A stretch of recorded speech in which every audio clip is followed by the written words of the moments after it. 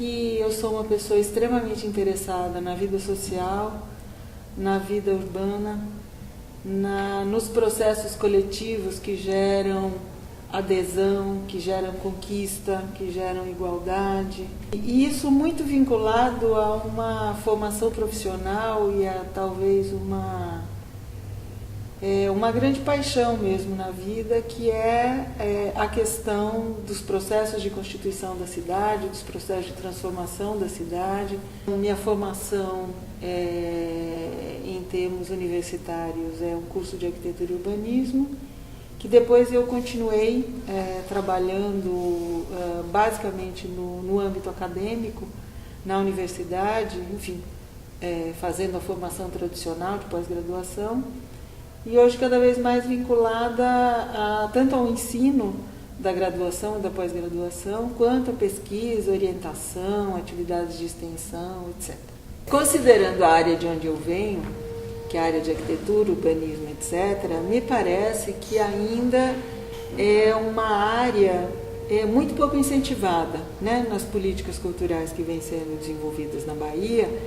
E, nesse sentido, a arquitetura ela foi quase que deixada como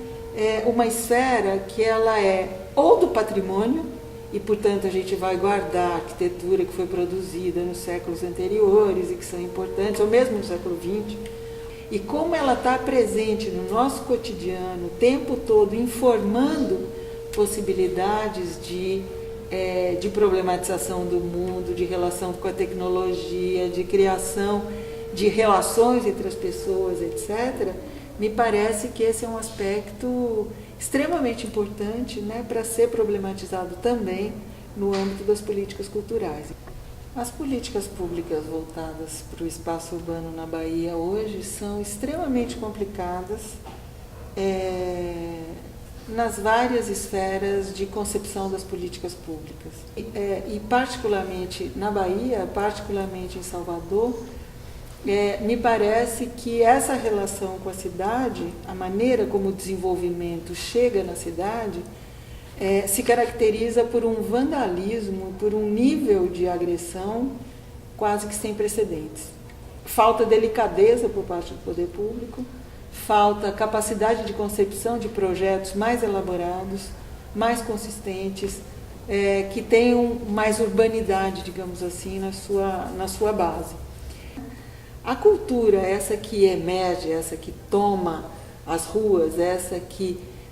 faz com que as coisas tenham sentido em determinados lugares,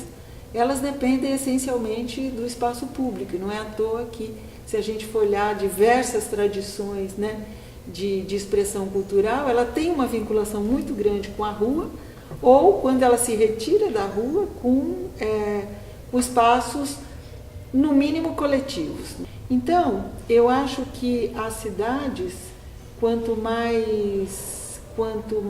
vitalidade de espaço público elas têm, em geral, mais elas conseguem refletir um processo de produção cultural que, pela possibilidade de troca que se estabelece entre esses diversos campos, isso cria uma potencialidade, enfim, infindável. E aí que é extremamente preocupante um outro lado da política pública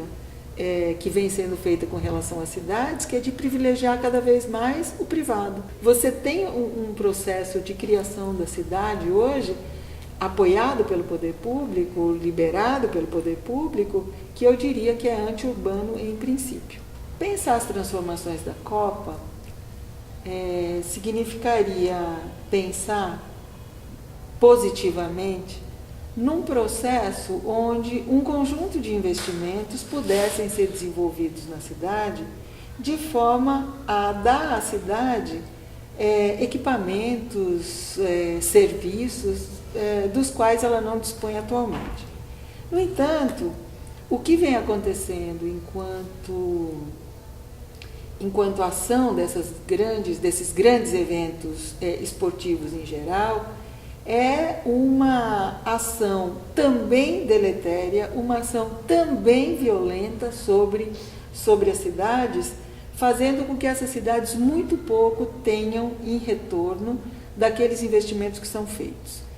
É como se esses investimentos eles acontecessem restritamente naquilo que diz respeito aos interesses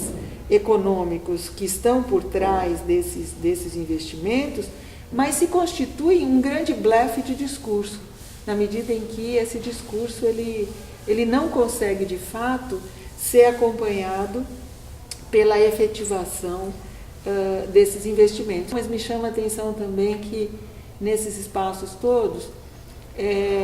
publicamente, a arquitetura aparece pouco. Se a gente quiser conhecer hoje uma boa produção de arquitetura, a gente tem que visitar casas, no âmbito privado. E isso significa a morte de uma área de expressão cultural importante. Então, se a gente não tem um equipamento público que possa nos fazer ter contato com essa produção, para nós ela não vai existir, né? E nesse sentido, eu acho que para a arquitetura é bastante importante também que a gente tenha essa forma de expressão pública, que é a natureza da própria arquitetura.